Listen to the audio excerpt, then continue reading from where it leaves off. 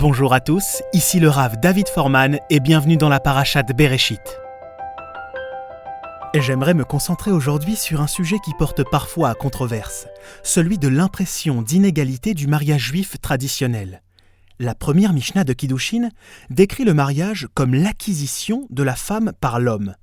Pour une personne moderne du XXIe siècle, cela peut faire grincer des dents. Voilà comment démarre cette Mishnah. Aïcha Niknet. La femme est acquise par l'homme.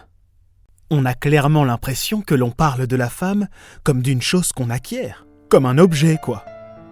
Est-ce que cela correspond vraiment à la vision juive du mariage ? À ce moment romantique sous la choupa, où la mariée tourne 7 fois autour du marié ? L'homme en ferait l'acquisition comme une simple paire de chaussures ? Comment peut-on comprendre cela ? Pour tout vous dire, je pense que la réponse à cette question se trouve dans la paracha de cette semaine, quand la Torah raconte la première histoire d'amour du couple originel, entre Adam et Ève, Adam et Chava. Nous allons essayer d'étudier ensemble cette histoire. Bon, entre nous, si on observe bien, cette histoire d'amour commence d'une manière bien peu romantique. Dieu dit « Lo tov heyot Adam levado » il n'est pas bon que l'homme soit seul, et c'est lo ezer kenegdo. Je vais lui faire un compagnon qui sera à ses côtés. Imaginez maintenant, si vous étiez Dieu, et que vous aviez décidé qu'il n'était pas vraiment bon pour l'homme d'être seul, que feriez-vous, là, tout de suite ? Ça devrait être le moment idéal pour créer Ève, n'est-ce pas ? Eh bien, ce n'est pas du tout ce que Dieu fait. Regardez le verset suivant. Dieu créait tous les animaux à partir de la terre. Vayitzer Hashem Elokim mina Adama, et kol chayat hasadeh ve et kol of hashamaim. Il amena les animaux à Adam, et Adam devait tous les nommer. On dirait un grand speed dating. Dieu présente l'hippopotame à Adam, puis le flamant rose, et puis la girafe. Mais l'un après l'autre, l'omatsa ezer kenegdo, l'homme n'a pas trouvé la bonne compagnie parmi eux. Mais qu'est-ce qui se passe ici ? C'est quoi toute cette comédie avec les animaux ? De quoi s'agit-il ? Et ce n'est qu'une fois ce grand speed dating terminé, que Dieu crée Ève, vayapel Hashem Elokim tardema ala Adam. Dieu endort Adam, prend une de ses côtes, en crée une femme, et présente la femme à l'homme. Ensuite, on assiste à quelque chose d'intéressant. Vayomer à Adam, l'homme dit, en voyant sa nouvelle épouse, Zot apaham, enfin cette fois, etsem me'atsamai ou basar mi besari, eau de mes os, chair de ma chair, les ot ikare isha, c'est pourquoi je l'appellerai femme, isha, qui met ish lukachazot, parce qu'elle a été prise de l'homme. Ish veut dire homme, isha veut dire de l'homme. Dans le verset suivant, le verset 24, le narrateur fait une petite pause dans le récit pour nous parler à nous, les lecteurs. Il dit « Alken yaazov ish et aviv ve'et imo » Voilà pourquoi l'homme abandonnera son père et sa mère. « Vedavak beishto ve'ayu le basar echad » et ils deviendront une seule chair. La Torah dit en quelque sorte « Voilà pourquoi un homme se marie » Ce qu'Adam vient de dire en voyant son épouse Ève. Cela signifie que c'est ça qui fait qu'un homme se marie. Plus encore, cela explique aussi pourquoi les hommes abandonnent leur mère et leur père pour se marier. Mais quelle est cette chose mystérieuse ? En quoi ce qu'Adam a déclaré en voyant Ève pour la première fois nous aide-t-il à comprendre pourquoi les hommes se marient ? Que cache ce Zot apaham, cette fois ? Etsem me'atsamai ou basar mi besari, les Zot yekare isha, qui me ish lukachazot.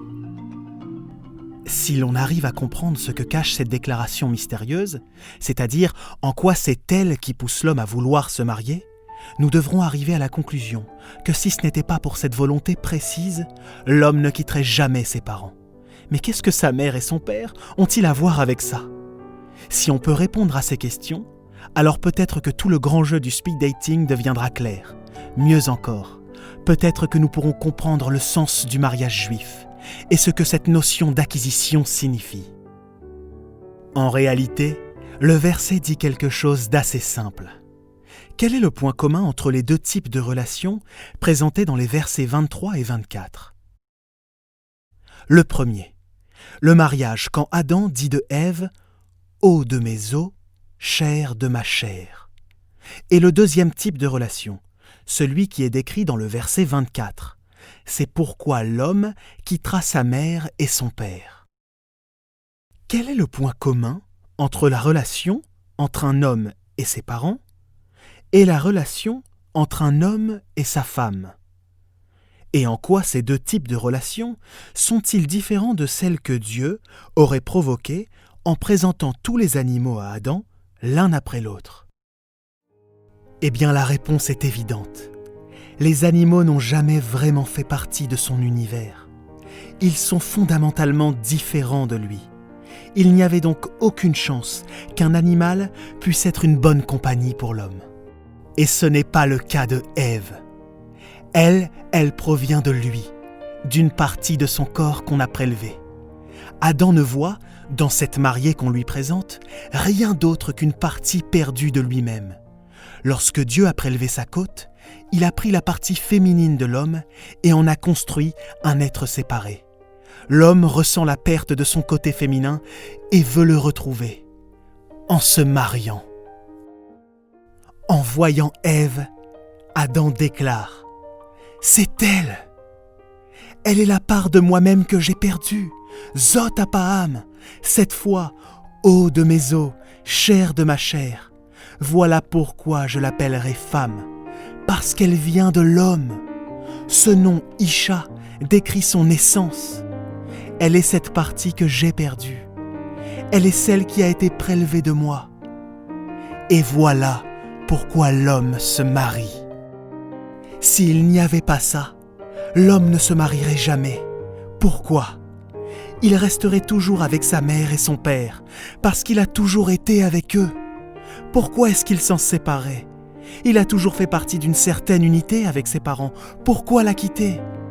La seule raison qui peut me forcer à quitter cette unité, c'est la possibilité pour moi de retrouver ma propre unité, de redevenir pleinement moi-même, en m'unissant à la partie de moi que j'avais perdue.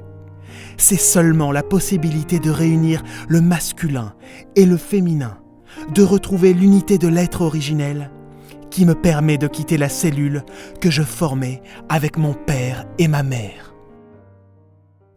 Alors je vais vous proposer une théorie. C'est une théorie un peu radicale, mais écoutez quand même. On comprend mal la notion d'acquisition. On pense que l'acquisition, c'est posséder des choses, les contrôler. Et peut-être que dans une certaine mesure, ceci peut être vrai lorsqu'il s'agit des objets. Mais il y a des sortes d'acquisitions dont parle la Torah qui n'ont rien à voir avec le contrôle, rien à voir avec la propriété. La Torah elle-même en fait partie. On parle d'acquérir la Torah. Mais est-ce qu'on peut pour autant la posséder, la contrôler ? C'est plutôt elle qui nous contrôle, qui nous dicte notre mode de vie. Et pourtant on peut l'acquérir.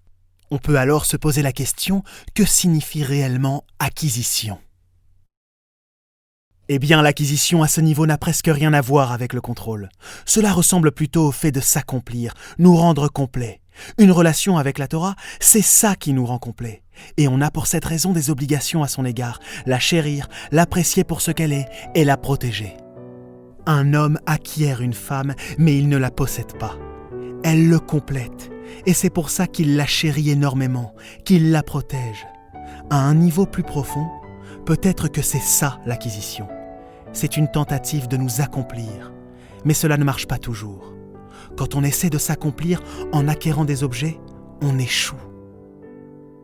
Si je viens d'acheter la toute dernière Lamborghini, peut-être que je me sentirai bien, mais cela ne va pas durer. Donc j'aurai besoin d'une autre voiture ou d'une moto. Si je suis milliardaire et que je viens de gagner $1 million en plus, peut-être que je me sentirai bien parce que ça viendra compléter ma réussite. Mais cela ne durera jamais, parce que ce n'est pas une chose qui a une fois fait partie de vous. Donc cela ne peut pas vous rendre complet. Ce qui peut réellement vous accomplir, c'est quelque chose que vous ne possédez pas, que vous ne contrôlez pas. Dans un mariage, on acquiert une part manquante de soi-même et on l'installe en soi. Et cela n'a rien à voir avec le pouvoir. En réalité, tout est une question de reconnaissance.